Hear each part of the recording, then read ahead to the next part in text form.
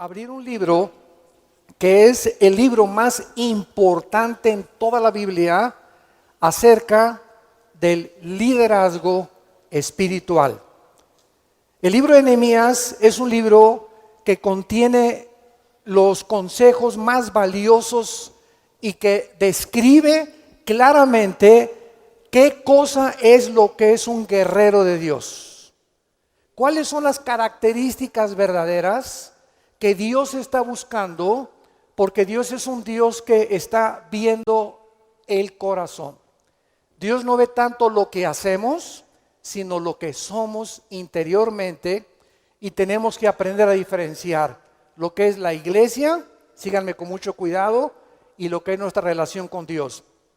Porque hay muchos cristianos que creen que van a la iglesia y sirven en la iglesia y son muy activos con la iglesia, pero no tienen una relación con Dios diaria. Entonces podemos confundir y creer que por servir a la iglesia estamos sirviendo a Dios y es parte del servicio. Pero si tú no tienes una relación diaria, escúchame muy bien, porque estamos en tiempos en que hay que abrir los oídos ya. Si tú no tienes una relación diaria, ininterrumpida en la palabra de Dios y a través de la oración con Jesucristo y el Señor, tú no tienes una relación con Dios. Tal vez eres una persona religiosa nada más, pero tú no tienes una relación íntima, orgánica, viva y dinámica con alguien que está vivo.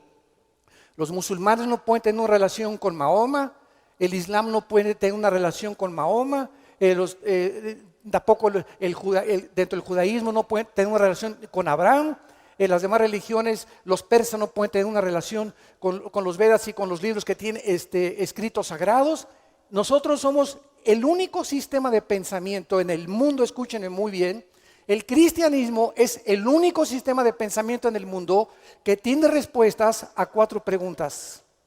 Ningún sistema de religión, ni de pensamiento, ni de filosofía, ni en la misma ciencia se contestan las 4 preguntas que contesta la Biblia. Número 1, el origen del universo. Número 2, el significado de la vida. Número 3, las leyes morales, qué es el bien y qué es el mal. Y número 4, el propósito por lo cual tú naciste y yo nací. Ninguna religión de las miles que existen en el mundo te contestan estas 4 preguntas. Como le dije hace algún tiempo a un ateo, le dije, tú eres una persona que profesas una filosofía, escuchen, anticientífica. Y me dijo el ateo, ¿cómo que anticientífica? Y le dije, sí, porque el ateísmo es una filosofía que no se puede sostener a través de la lógica ni a través de la razón. Y me dijo, explíqueme usted qué es lo que me quiere decir. Y le contesté y le dije al ateo, para que usted sea ateo, usted necesita tener el 100% del conocimiento del universo. De acuerdo a Alberto Einstein, teníamos un 5 o un 6% del intelecto desarrollado. Entonces le dije, creo que le falta a usted un 95% del conocimiento para llegar a concluir, no existe Dios. Porque cuando usted tenga el 100% del conocimiento, entonces puede usted saber que ya después de tener todo el conocimiento del mundo, afirmar, Dios no existe. Pero si usted reconoce, ¿verdad?, de que usted no conoce todo lo que se necesita conocer, como le dije, no ha salido usted ni siquiera del estado de Texas, no conoce más allá de su rancho, y dice usted que Dios no existe, es porque usted ni siquiera conoce las leyes de la lógica y de la razón y de la filosofía que tiene coherencia ante un sistema de debate internacional. Entonces venimos a la Biblia, a un libro maravilloso. Estamos en un mundo, santos de Dios, caballeros, damas y caballeros que nos visitan, en un mundo confundido. Ante políticos, filósofos, religiosos, buscando siempre pues que ese candidato salve al país y que ese sistema de pensamiento.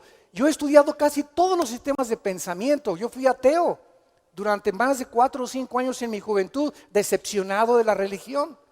Y cuando me enfrenté con Jesucristo, que no es una religión, sino es un hombre que bajó hace 2000 años del cielo a traernos el camino, la verdad y la vida, me enfrenté con aquello que tú estás buscando y que yo estaba buscando con desesperación. ¿Quién soy? ¿Cuál es el propósito de Dios de mi vida? ¿Qué se trata aquí de hacer dinero, plata en la vida? ¿Se trata de hacer una superestrella? ¿De que como artista de cine y llegar a la política, tal vez a la presidencia de la república, o tener una compañía, o ser billonario como muchos que hay en Estados Unidos y en el mundo entero? ¿Cuál es realmente la meta? Porque todas estas personas, deportistas, estrellas de cine, cantantes, políticos que alcanzan la cima, en la cima descubren que les sigue faltando algo, que sienten vacío, como este billonario, ¿verdad?, que existe en Estados Unidos, que es dueño de billones de dólares y que podía estar descansando, pero no, ahora él quiere ser presidente. Y así tenemos a deportistas que ya alcanzaron la fama y la gloria y el éxito y siguen buscando algo que les dé propósito y significado en sus vidas. Y es porque Dios nos creó con un vacío en el corazón para que solo Él lo pudiera llenar. Como dijo San Agustín de Hipona: Señor, tú nos has creado a tu imagen y semejanza, y hasta que tú no vengas a mi corazón, mi alma no tendrá paz. Y la Biblia es un libro que es el mapa del viajero y es el GPS de aquella persona que necesita saber por dónde anda.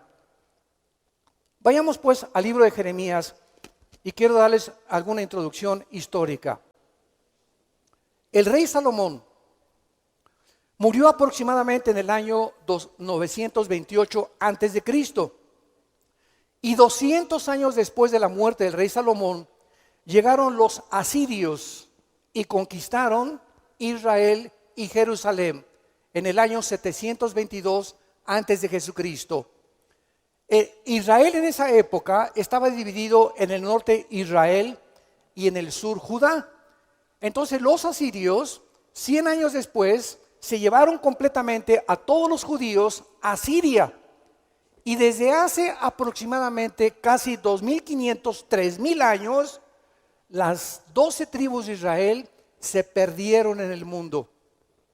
Y solamente quedaron las tribus de Judá, que muchas veces son los levitas o son las tribus de los líderes, que son los que se conocen como los Cohen o los sacerdotes del mundo actual o los judíos ortodoxos. Entonces hay en México muchos de ustedes que tienen ascendencia judía sin saberlo. Por ejemplo, el apellido Pérez es judío. Hay etíopes, hay africanos, hay italianos, hay ingleses, hay españoles que sin saberlo traen la sangre judía, porque se mezclaron hace 3000 años las 8 tribus de Israel con todo el mundo y se dispersaron por todo el mundo. Y antes de que venga Jesucristo, dice la Biblia en Apocalipsis capítulo 7, que Dios va a levantar a 144,000 de cada tribu. Y va a haber mexicanos, va a haber costarricenses, va a haber nicaragüenses, españoles, italianos, 144,000 judíos de sangre para que prediquen el último evangelio, que es el evangelio eterno a las naciones, porque la iglesia ya no va a estar aquí, primero Dios. Entonces ya en el tiempo de la gran tribulación, los judíos entrarán otra vez al campo, están ahorita en la banca, ¿verdad? Ahorita están en la banca y va a sacar Dios a la iglesia, y la iglesia tiene que salir del mundo para que Israel regrese al campo otra vez y vuelva otra vez a formar parte del plan de Dios, porque de acuerdo a Romanos 9, Romanos 10 y Romanos 11, Dios no ha terminado con la nación de Israel. Muy bien, después el rey del sur cayó en manos de los babilonios. Los babilonios conquistaron, ¿verdad?, a los asirios, y después vinieron los medos y los persas. Vino Ciro, rey de Persia, en el año 539 antes de Cristo y conquistó entonces a los babilonios. Y el rey Artajerjes, primero rey de Persia, permite el primer regreso de los judíos a Israel. Israel estaba completamente destruida.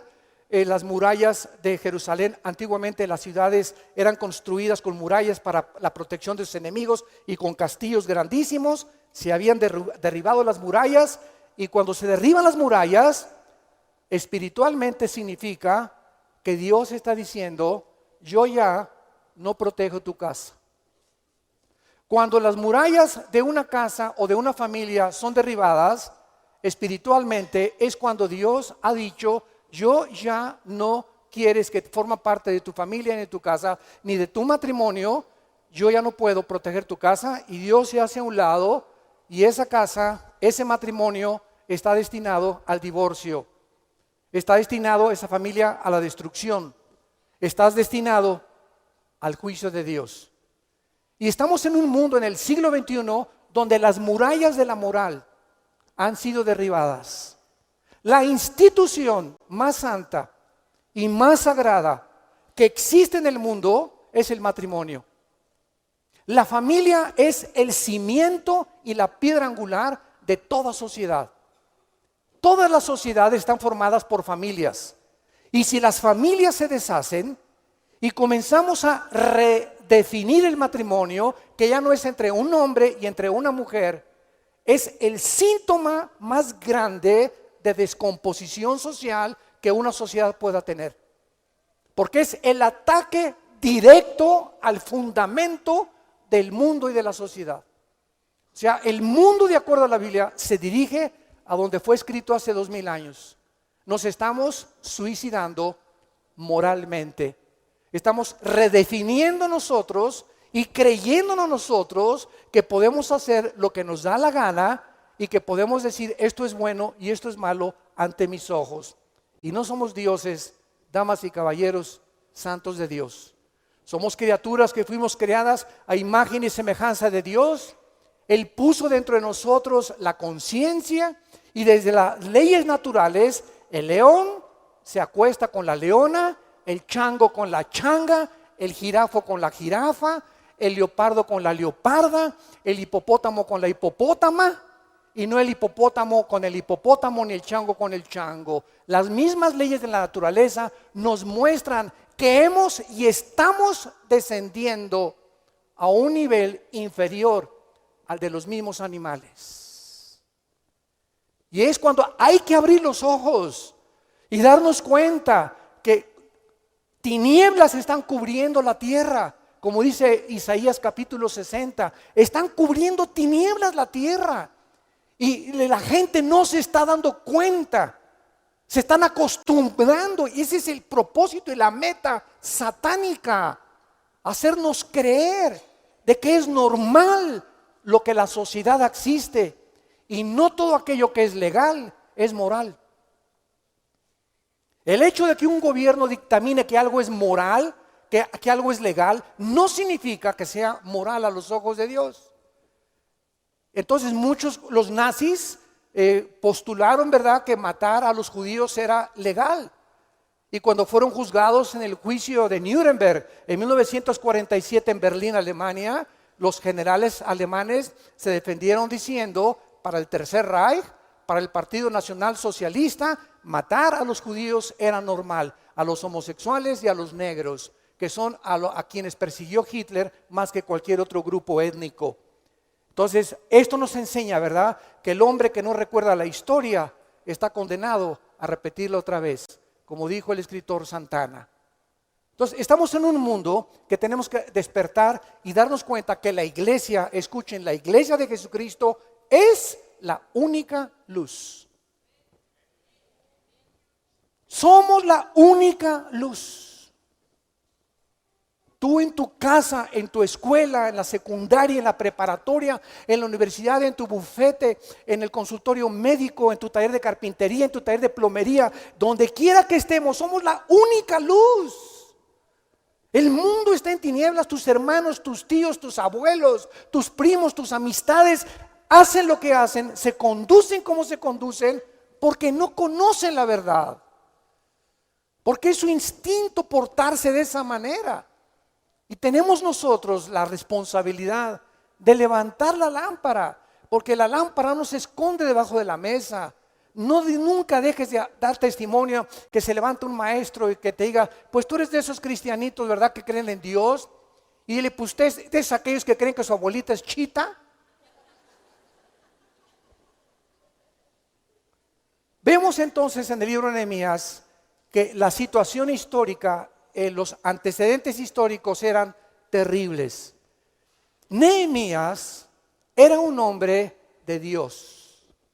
Y vamos a estudiar en esta conferencia y en la que sigue las características de un guerrero de Dios, porque el pueblo de Dios necesita despertar y entender qué significa levantar las murallas y levantar el nombre de Dios en una sociedad corrompida, depravada y que se está autodestruyendo.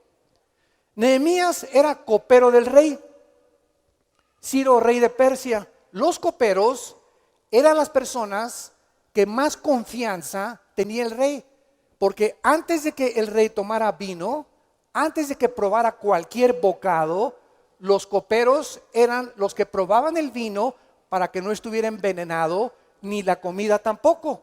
Entonces eran personas, imagínense, de la absoluta confianza del rey, y eran las personas que más cómodamente vivían en el palacio, porque podían comer la comida del rey, los vinos del rey, tenían, ¿verdad?, las mejores alcobas, tenían el mejor servicio y las mejores consideraciones del palacio entero. Y dice así el capítulo 1, palabras de Nehemías, hijo de Acalías. Aconteció en el mes de Quisleu, que equivale al mes de diciembre del calendario gregoriano actual de nosotros. Aconteció en el mes de Quisleu, o sea, diciembre, en el año 20, estando yo en Susa, capital del reino, o sea, Susa era la capital del imperio de los persas, que vino Ananí, uno de mis hermanos, con algunos varones de Judá, y les pregunté por los judíos que habían quedado de la cautividad y por Jerusalén. Entonces Nehemías se encuentra tranquilo en el palacio, comiendo, bebiendo, ¿verdad? Y entonces llegan unos judíos de Jerusalén corriendo al palacio a traerle noticias. ¿Qué noticias? En el momento en que Nehemías vivía con comodidad, rodeado de lujos, rodeado de confort, ¿qué noticias pueden hacer que nosotros seamos movidos de la comodidad y del confort que muchas veces nos acostumbramos a vivir? Veamos qué fue lo que movió a Nehemías.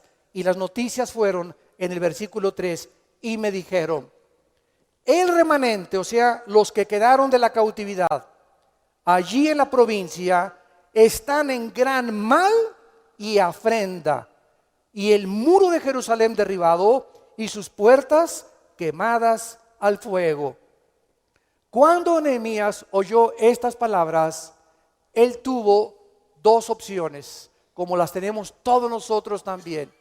Oye, pues fíjate que pues ya se inició una nueva obra de Dios, o la iglesia de los hermanos pentecostales se les quemó, o la iglesia bautista le pasó esto, o hay necesidad aquí. Tenemos siempre dos opciones cuando escuchamos noticias de nuestros hermanos en la fe.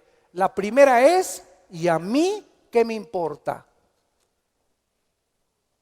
Yo estoy tranquilo, estoy en mi casa, tengo mi coche, mi aire acondicionado, mi trabajo, no tengo yo por qué ir a ensuciarme las manos para ir a pintar un lugar que no es mío, ni trabajar en otro lado. Yo estoy acostumbrado y nací en la comodidad. A mí no me vengan a molestar.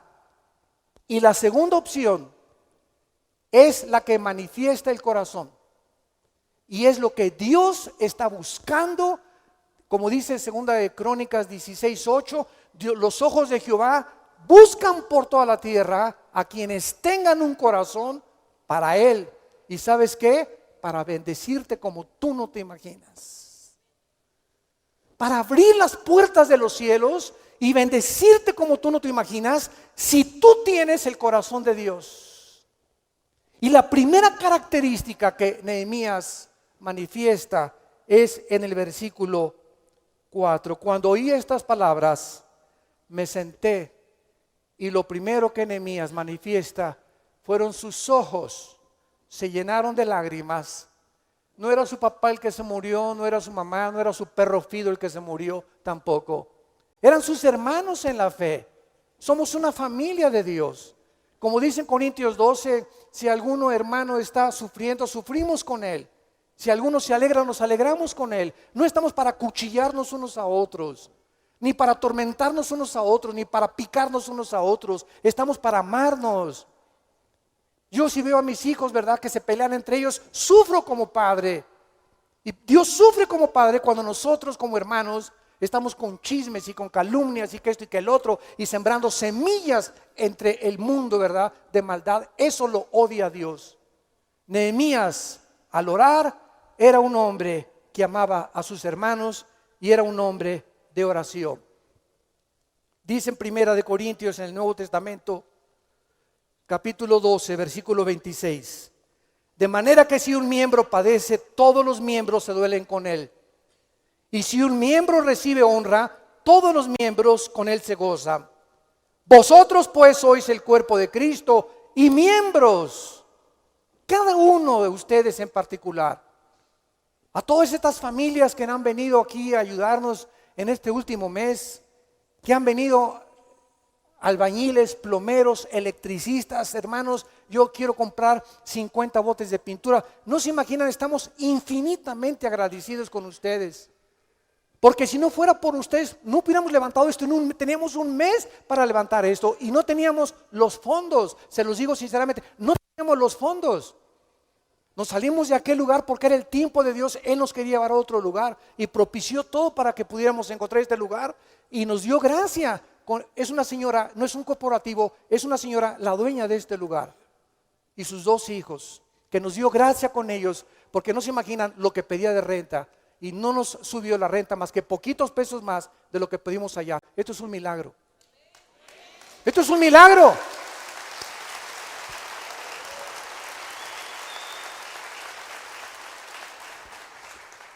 Y lloramos. Yo cuando llegué a este lugar y el pastor Víctor me lo enseñó, y venía con mi esposa y entré, ahí no pude caminar más, me paré en la puerta y dije, ¿esto es de nosotros? No, no es de nosotros, lo estamos administrando nada más. Porque no somos dueños de ninguna propiedad. Yo tengo 38 años predicando la palabra de Dios y Vida Nueva para el Mundo no es dueña de ninguna propiedad. Nunca hemos comprado nada porque más del 50% lo invertimos en misioneros y en discipular a las naciones. No nos interesa tener lámparas persas y todo. Si Dios nos las da, gloria a Dios. Y Dios en nuestro lugar, gloria a Dios. Pero sin endrogarnos jamás, ni deberle nada a nadie, ni poner más prioridad en el edificio y en un palacio que en mandar gentes al mundo entero como misioneros. Oren por los misioneros que tenemos en Italia, en Costa Rica, en Chile, en Bélgica, en París, en Italia, en el Medio Oriente. Métanse a nuestra página, oren por ellos, ahí están las necesidades de ellos y tenemos cada mes que mandarles a estos misioneros para que puedan sostener a sus familias, tener a sus hijos en la escuela, porque ahí es donde nosotros invertimos más del 50% de lo que entra a la obra de Dios. Y por eso hasta este momento, si alguien nos quiere regalar un terreno, gloria a Dios. Si alguien quiere comprar este terreno, gloria a Dios, pero no nos interesa ser dueños de nada. Porque todo se va a quedar finalmente cuando desaparezcamos mañana, en una semana o en 3 meses, en un año, y venga el rapto, ¿verdad? Se queda todo, hasta tus guaraches se quedan aquí. No nos llevamos nada, nacimos sin nada y cuando nos entierren ni el anillo te lo llevas, ni los guaraches. Entonces estamos de paso en un mundo, en un planeta que es un campo de entrenamiento. Estamos siendo entrenados para la eternidad. Y escuchen esto, la Biblia dice que no todos los cristianos son vencedores. No todos los cristianos van a reinar, todos van a entrar al reino, pero no todos tendrán posiciones de gobierno. Solamente los vencedores, como acaba en el Apocalipsis. ¿Quiénes son los vencedores? Los que fueron fieles hasta el final. Porque muchos comienzan bien y a la mitad del camino algo les pasa. Y no es comenzar bien, es terminar bien lo que tiene valor delante de Dios. Corramos pues con paciencia la carrera que tenemos delante de nosotros. En segundo lugar, dice Nehemías que no solamente su reacción fue de llorar, y tenemos nosotros que mantener esa sensibilidad de no llegar a ¿qué me importa? Se murió tu suegra, ¿qué me importa? Ya estaba esperando que se muriera. O le pasó esto a este hermano, o este hermano está en el hospital, o este hermano está en la cárcel. ¿Y qué solamente cuando está fuera de la cárcel es nuestro hermano? ¿O también cuando está en la cárcel? ¿O cuando también está en el hospital?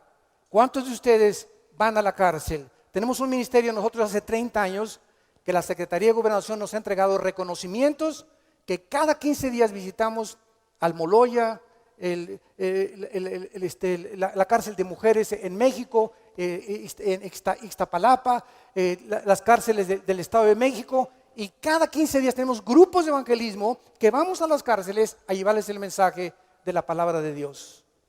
¿Has visitado tú alguna vez la cárcel de mujeres? ¿Has ido alguna vez a Tamar, la organización que mi esposa tiene para ayudar a las mujeres golpeadas que sufren violencia intrafamiliar que tenemos aquí en México? Les acabamos de dar toda esa bodega aquí en este lugar a las de Tamar, para que ahí vendan sus cupcakes, para que tengan su cafetería, para que todo el dinero sea para ellas, para que ayudemos y sigamos ayudando a tantas mujeres abandonadas, golpeadas, abusadas por sus maridos, que no tienen ni siquiera quien llore por ellas.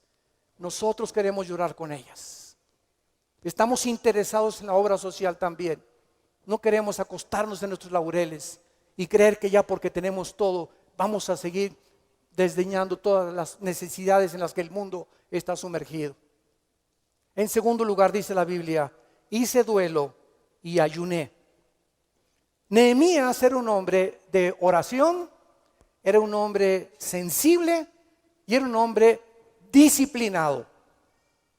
¿Saben ustedes que ningún karateca, segundo dan, ningún pianista concertista, ningún cantante de ópera, llámese Pavarotti o Bocelli, ningún deportista, llámese Bolt, que es el hombre más rápido ahorita en el mundo, que corre los 100 metros, nadie en la historia ha podido romper los 100 metros como los ha roto él, ningún político, nadie en el mundo alcanza la cima sin disciplina. Ni los futbolistas, ni los espadachines, ni los nadadores, ni ninguna área en la que tú te involucres.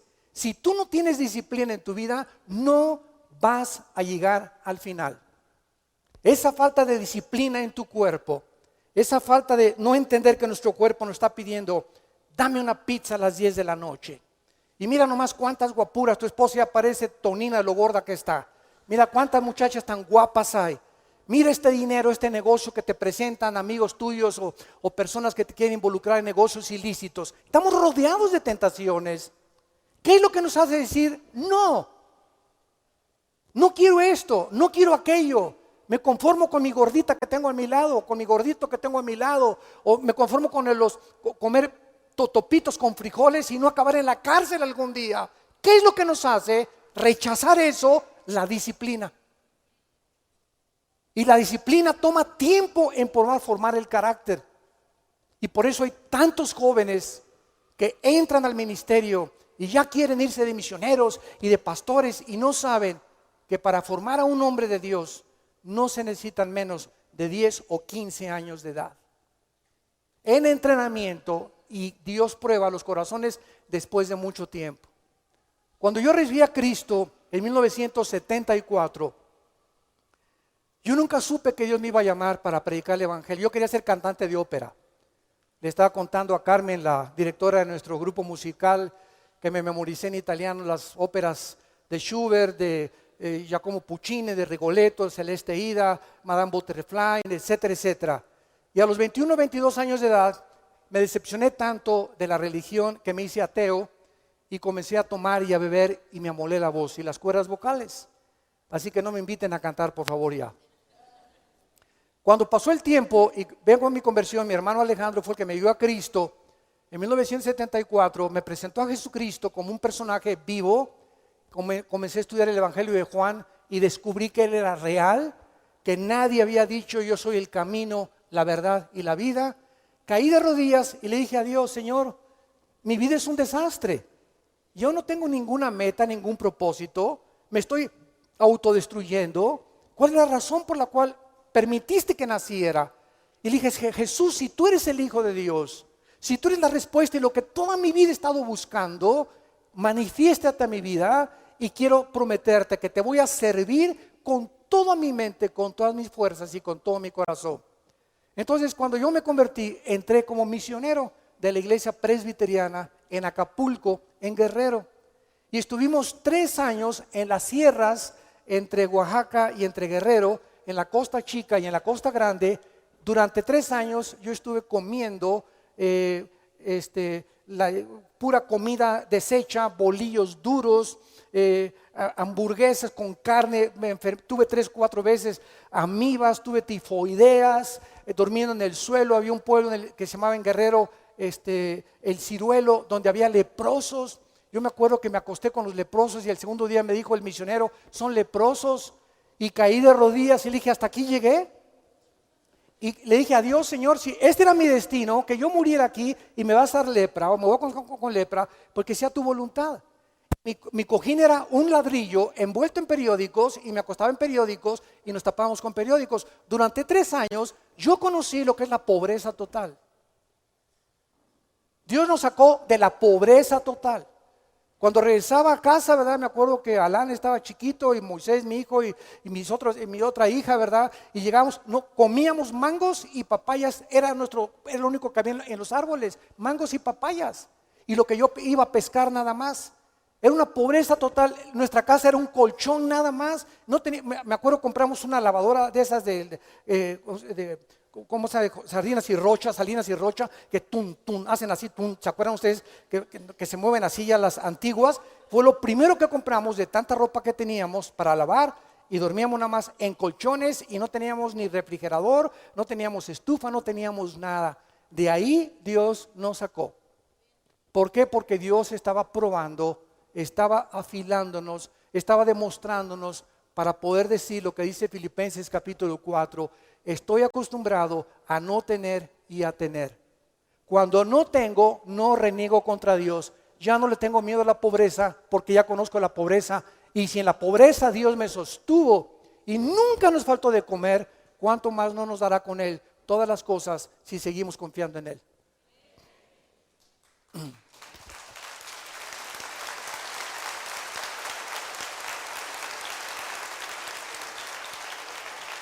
El ayuno no es para sacrificio. No digas, voy a ayunar para que se alivie mi hija. Por favor, no cometas ese error. Voy a ayunar para que me den ese trabajo. Voy a ayunar para que esa muchacha que le eché los canes me pueda realmente responder. O voy a ayunar para que me den ese trabajo. Imagínate nada más, Señor, fíjate lo que le estás diciendo a Dios. Señor, como yo conozco que no eres misericordioso, ni te interesa un centavo, voy a hacer un sacrificio para que cuando me veas, Señor, mira, tengo 3 días sin comer, y me veas que tengas compasión de mí y sanes a mi hijita y me des ese trabajo y que regrese a mi esposo. Imagínate qué concepto tienes para hacer eso de Dios. ¿Por qué haces eso? Porque no conoces a Dios. Entonces, el ayuno no es para echarle manita de puerco a Dios. El ayuno es para una disciplina de la carne. Para que cada viernes comiences, no voy a desayunar, o desayuno y como y no ceno. El segundo viernes me quito la comida, y la comida y la cena. El tercer viernes, puros jugos. El cuarto viernes, puras verduras. El quinto viernes, voy a dedicar un día entero, y nunca ayunes si no tienes tiempo de orar y pasar tiempo en la Biblia. No ayunes, por favor, y te vayas a trabajar el tráfico y esto, porque el dolor de cabeza no te lo vas a poder quitar. Y si eres diabético, no puedes ayunar. Entonces, Dios no quiere sacrificios, porque en la cruz nos dio el más grande sacrificio. No hay nada que podamos hacer para traer a nuestras vidas el favor de Dios. Hemos sido aceptados por lo que Él hizo en nuestro lugar en esa cruz. Conoce y entiende la mente y el corazón de Dios. Y en cuarto lugar, dice la Biblia que tenía un corazón para Dios. Me senté y oré, hice duelo, ayuné y oré delante del Dios de los cielos. Nehemías estaba sentado, estaba descansando, tenía al rey, tenía su colchón Simmons, sábanas de seda, trajes Roberts, zapatos Florsheim, corbatas preciosas y todo. Y en ese momento, mira brother, ¿sabes qué? No me interesa cómo esté Jerusalén, no me interesa lo que está pasando, vamos a orar desde lejos y yo los bendigo, váyanse. Nehemías, en ese momento, escuchen esto, en ese momento, el que es un guerrero de Dios, cuando oye y se da cuenta que las murallas de la moral y el mundo y México se encuentra como se encuentra, quiero preguntarte, y no levante nadie la mano, ¿hace cuánto que no lloras en la noche o en la madrugada y has mojado tu almohada de tanta depravación, de tanta confusión, de tanta vulgaridad en los programas de televisión, en los programas de audio, en los programas de radio? ¿Cuánto te has hincado y dicho, Dios mío, Padre Santo, ¿qué es lo que está pasando? ¿En qué puedo hacer? ¿Cómo puedo influir antes de que me saques de este mundo? ¿Cómo puedo poner mi granito de arena para influir en esta sociedad en la que soy una lámpara y un faro delante de ti? ¿Cuánto hace que no lloras? ¿O tan insensible eres ya en tu corazón? Hay un dicho que dice que los cristianos somos los más llorones de todos. Y yo recuerdo muy bien cuando tenía 15 años que mi papá me llamó a su oficina y mi papá me dijo, los hombres no lloran, no quiero verte llorar jamás. A pesar que era un hombre muy violento y me golpeaba despiadadamente, me decía, no quiero que chille, no chille, agarre piedras, me decía mi papá.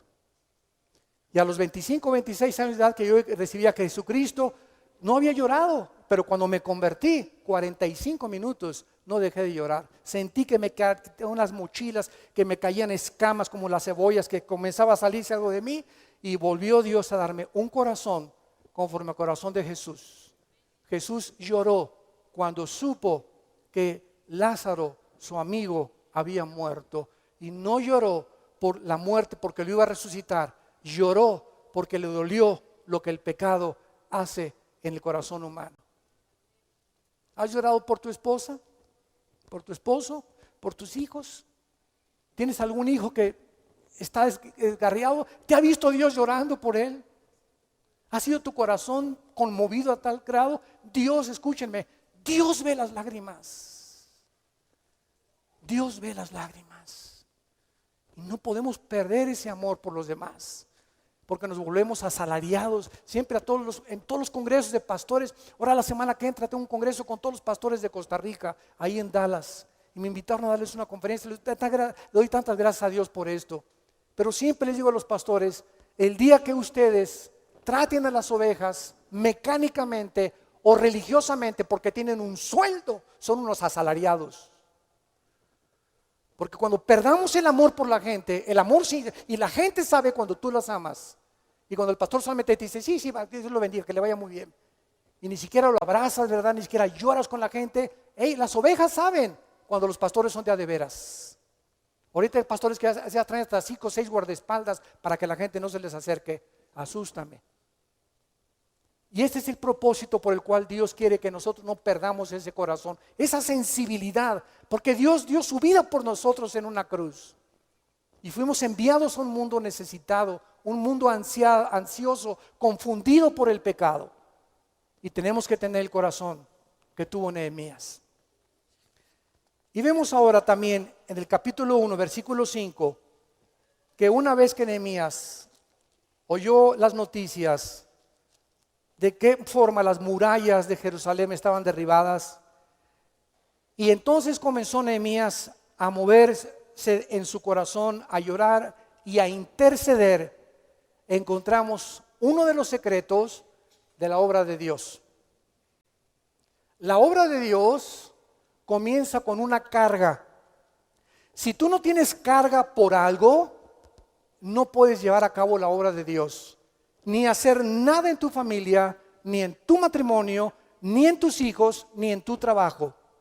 Todo comienza con una carga, cuando sentimos el peso de responsabilidad que tenemos que hacer algo por nuestros hijos, por nuestro matrimonio, por nuestra sociedad. Y ahí es donde comienza, cuando Dios ve que tú aceptas esa carga que Él nos pone, después de la carga viene la visión de la obra de Dios.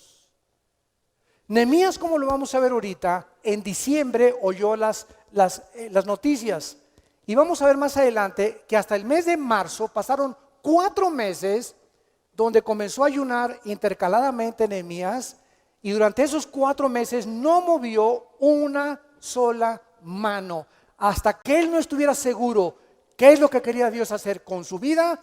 No fue con el rey a pedirle permiso para iniciar la reconstrucción de las murallas, como lo vamos a ver más adelante. Entonces, qué importante es que nosotros entendamos que si no tienes una carga por algo o por tu misma iglesia a la que Dios te ha llevado, Dios no tiene nada que hacer con tu vida. Porque estás conforme con tu trabajo, vas, regresas, eres un autómata, vas a llegar a los 50, 60, 70 años de edad y así te pasó la vida viviendo centrado en tus intereses, en tu dinero, en tus propiedades, en tu gloria, en tu imperio, sin importarte nada la vida de los demás, menos la de tu familia. En el versículo 5 dice Nehemías cuando comienza a orar, y vamos a ver algunas cosas importantes de la oración. Te ruego, oh Jehová, Dios de los cielos, fuerte, grande y temible, que guarda el pacto y la misericordia a los que le aman y guardan sus mandamientos. Versículo 8 y 9.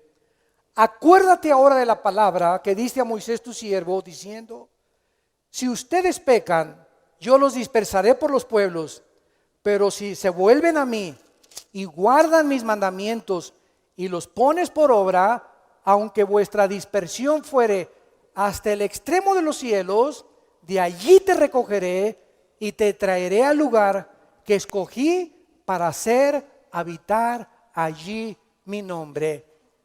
Aquí encontramos algo impresionante del corazón de Dios. Todos nosotros en la vida cristiana, de alguna u otra forma o en alguna época de nuestra vida, nos hemos apartado de Dios, a menos que te digan el querubín de Metepec. Todos en alguna forma nos hemos apartado de Dios 2 meses, 3 meses, unos 1 año, 2 años, pero si tú eres cristiano verdaderamente regenerado por el Espíritu Santo, esto se llama apostasía. Hay apóstatas que nunca regresan, que son los que, como Judas. Judas nunca fue salvo. Pero hay apóstatas como Pedro, que negó a Cristo 3 veces. Pero como él tenía la regeneración, Pedro lloró amargamente por su pecado. Pero Dios te dice algo en esta mañana, son buenas noticias. Si tú eres una persona o un cristiano que estás alejado de mí, y que tal vez el alcohol te ha llevado lejos de mí, o a lo mejor robaste, a lo mejor defraudaste a alguien, a lo mejor tuviste un abuso de confianza, a lo mejor cometiste adulterio, o a lo mejor fornicaste y te acostaste con tu novia. No importa lo que te hayas hecho, dice Dios, si tú desde este momento me escuchas donde estás, yo te voy a traer otra vez a mí y te voy a volver a levantar para que seas lámpara a las naciones.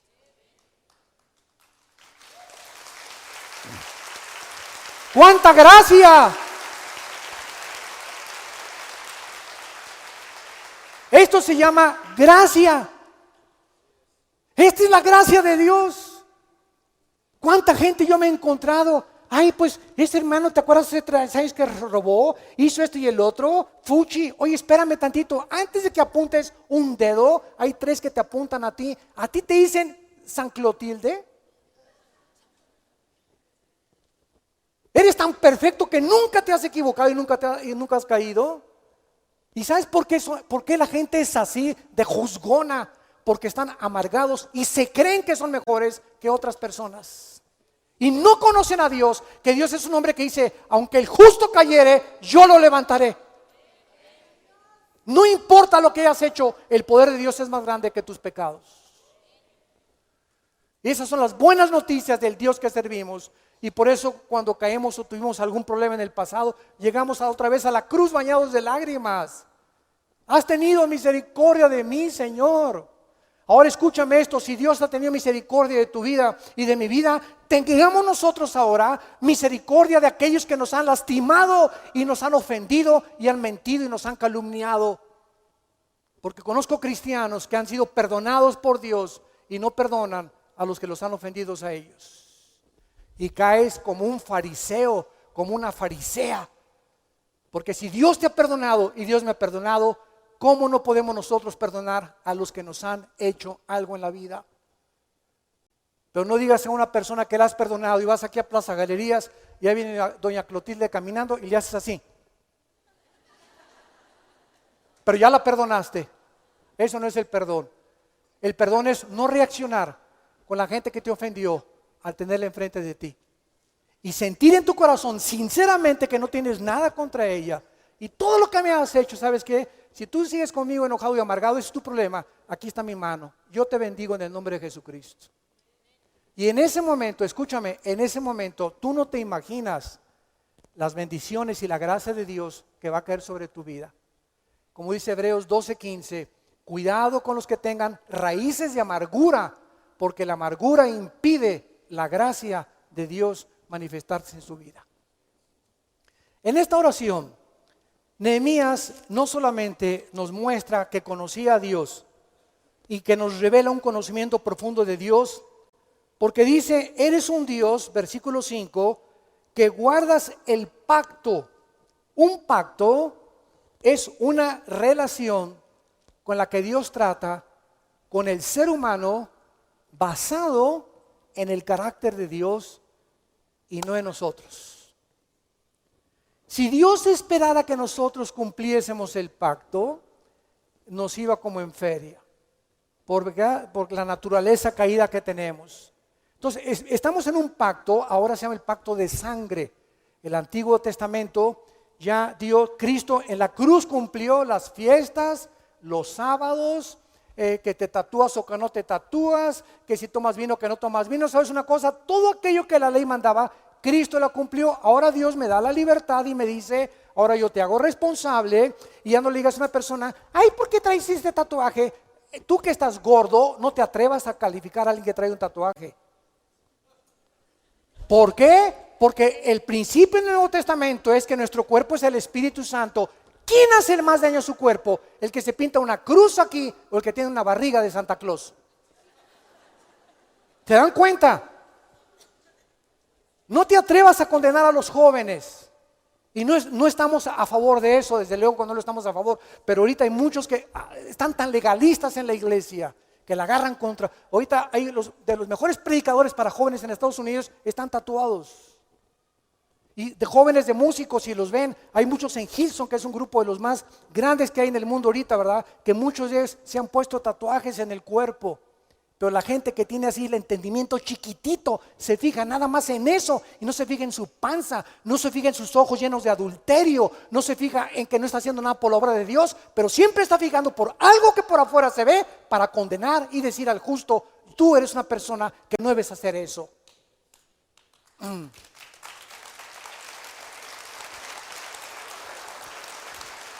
Familia de Dios, tenemos que madurar. Tenemos que madurar ya, por favor, por el amor de Dios. No caigamos en el legalismo ni en el fariseísmo ya. Dios ve el corazón. Cuando venga el arrebatamiento, los tatuados se quedan. Imagínense nada más a un Dios así, ¿no? Dios ve el corazón. Que tengas el tatuaje del Espíritu Santo y su sello en tu vida. Eso es lo que le interesa a Dios. No lo que hagas externa o dejes de hacer externamente.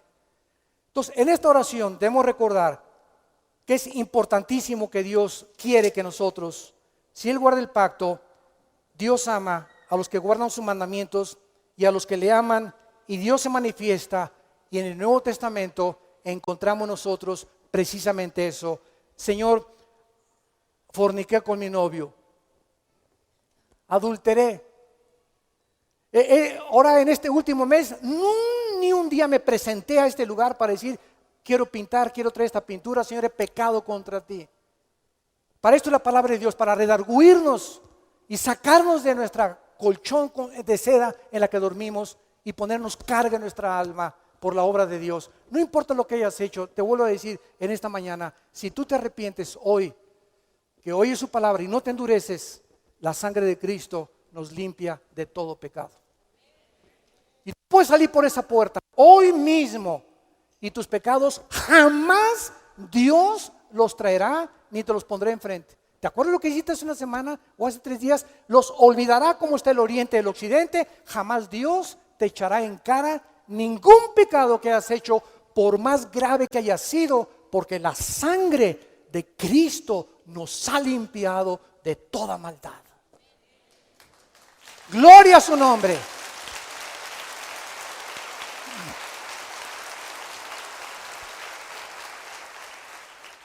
Y finalmente en el versículo 11 del capítulo 11 de 1 de Nehemías, dice así: ya Dios ha comenzado a mover el corazón de Nehemías, y en esta última parte de la oración nos revela algo importante para que podamos avanzar en la vida, que es la gracia de Dios.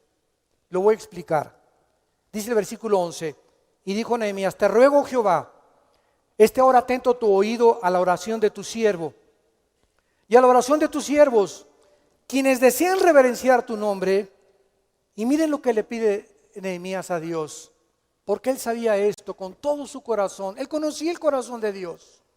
Concede ahora buen éxito a tu siervo y dale gracia.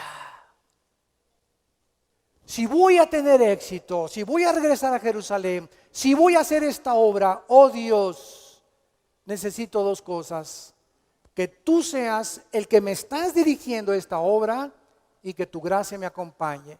Porque si no están estos dos elementos en la obra que tú estés haciendo, en tu trabajo, en la oficina, en el negocio, en tu matrimonio, dame gracias, Señor, y dame éxito. Me voy a casar dentro de 3 meses, dentro del mes que entra, oh Dios. Y si no es para mí Chenchita, y si Chencho no importa que se parezca a John Travolta, no me importa, Señor, quítamela, porque quiero hacer tu voluntad. Pero si tú estás conmigo y esta es la mujer para mi vida y este es el amor para mi vida, 2 o 3 meses antes de tu matrimonio, tú ya estás de rodillas pidiéndole a Dios que bendiga tu futuro matrimonio, el negocio, la tienda que vas a abrir, la taquería que vas a emprender, la casa que vas a comprar. Necesitamos pedirle a Dios su gracia para que nos vaya bien y no nos arrepintamos de lo que compramos o la decisión que tuvimos el día de mañana. Ahora nos preguntamos si la gracia de Dios es la que nos salvó. Se llama la gracia salvífica, apúntalo. Por gracia somos salvos. Efesios 2, 8 y 9, por medio de la fe, ¿verdad? Dios nos salvó por gracia sin que hiciéramos ninguna obra. Ya que somos salvados, hay la gracia santificante, que es, a los que lo quieran apuntar, el poder que Dios nos da, ya salvos, para que podamos hacer su voluntad y podamos nosotros hacer las cosas que son agradables delante de Él. Ahora, en el libro de Proverbios, los que me quieran acompañar al libro de Proverbios capítulo 3, veamos 2 pasajes, uno en el Antiguo y otro en el Nuevo, para ver a quienes Dios les da esta gracia. Ya tenemos la gracia salvífica. Diario necesitamos la gracia santificante. Diario. Dice Proverbios 3, versículo del 3 al 4. Nunca se aparten de aquí, ¿qué cosa? Escúchame. Nunca se aparte de ti un corazón compasivo por los demás. Mantén durante toda tu vida, nos dice el Espíritu Santo en esta mañana, mantén durante toda tu vida un corazón que sienta con los que se duelen, con los que lloran y con los que sufren. Nunca te encierres en tu propio mundo y ya no te importe lo que está pasando a tu alrededor.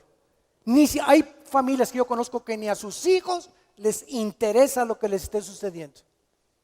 Nunca se aparten de ti la misericordia, que es la compasión por los demás. Fíjate lo que dice: átala a tu cuello como si fuera un collar. Escríbela en la tabla de tu corazón en este momento que estás escuchando estas palabras. Dile, Señor, ahorita, escríbelas, imprímelas, oh Dios, que nunca se aparte de mí la compasión por los demás, y hallarás gracia y buena opinión ante los ojos de Dios y de los hombres. Ante este mandamiento está la promesa. Si tú eres una persona, un hombre que tienes compasión por tus papás y ves la ayuda que tu mamá necesita y no se la das, y ves la ayuda que tus padres necesitan y no se la das, y ves la ayuda que tus hijos tienen y no se las das, Te prefieres divorciarte y que tus hijos se los lleve el viento. Y ves las necesidades que hay en la iglesia, y ves las necesidades, y tú eres una persona insensible a lo que pasa a tu alrededor. No te atrevas a pedirme nada. Y esta gracia Dios te la dará cuando tú comienzas a manifestar esto delante de Dios y de los hombres.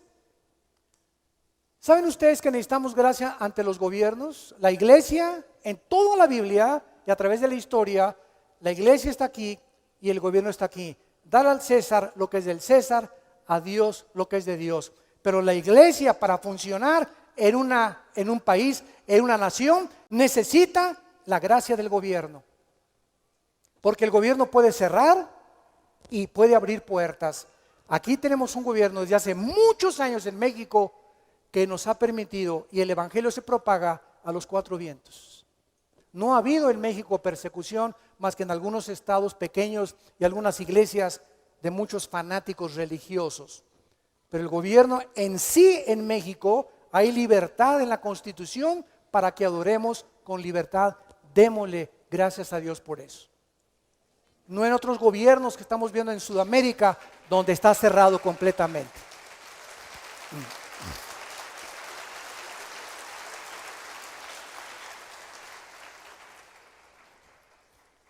Y finalmente en el versículo 11 vemos nosotros también en penúltimo lugar que no solamente conocía el carácter de Dios, sino que Nehemías tenía un sentido de misión en la vida. Nehemías pudo haber dicho: enfatizo, ¿qué me importa? Yo estoy muy contento, con muchas comodidades, tengo mi coche, tengo mis hijos en la escuela, tengo una buena casa, viviendo rodeado de lujos o lo que sea, y sin embargo él demostraba que tenía en quinto lugar un espíritu de sentido de misión. Nehemías dijo: gracias por este título, que soy ingeniero, ya soy arquitecto, ya soy plomero, ya soy cantante, ya soy gobernador de un estado, ya soy presidente. Gracias por todas estas cosas, Padre. Todas estas cosas son las ramas. Mi propósito principal en mi vida es conocerte. Que nunca se nos olvide que es la razón por la cual vivimos. Dios la arquitectura te va a servir y tu carrera te va a servir para abrirnos paso, pero no pongas tu trabajo ni pongas ninguna cosa en tu vida antes que Dios, porque tu prioridad es Dios. Eso se llama tener visión, para lo cual vivimos. Y cuando pones a Dios como el centro de tu matrimonio, el centro de tu familia, el centro de tu taquería, el centro de tu consultorio, el centro de un gobierno, el centro de una nación, Dios bendice inimaginablemente tu vida, tu matrimonio, tu negocio y a las naciones. Porque Dios bendice a las naciones cuyo Dios es Jehová. Te damos gracias en esta mañana, Señor, por tu palabra. Gracias, Señor, porque has tenido misericordia de todos. No hay una sola persona que nos esté escuchando con quien no te hayas mostrado misericordioso. Para que nosotros ahora reflejemos tu carácter y seamos sensibles a lo que está sucediendo a nuestro alrededor. Oh Dios, el matrimonio se encuentra naufragando. Las familias se están deshaciendo. Los hombres viven más confundidos ahora que nunca, científica, filosófica, religiosa, económica y políticamente. Y encontramos en tu palabra la dirección por la cual los barcos están naufragando del mundo, porque no tienen una carta de navegación, navegan en un mar bajo tempestades que no tenemos la sabiduría para controlarlas. Porque tú eres Dios, tú eres el que estás controlando las cosas en tu trono, en el universo, y aún lo que no entendemos, no lo entendemos, porque tus pensamientos no son nuestros pensamientos, mas el justo por la fe vivirá.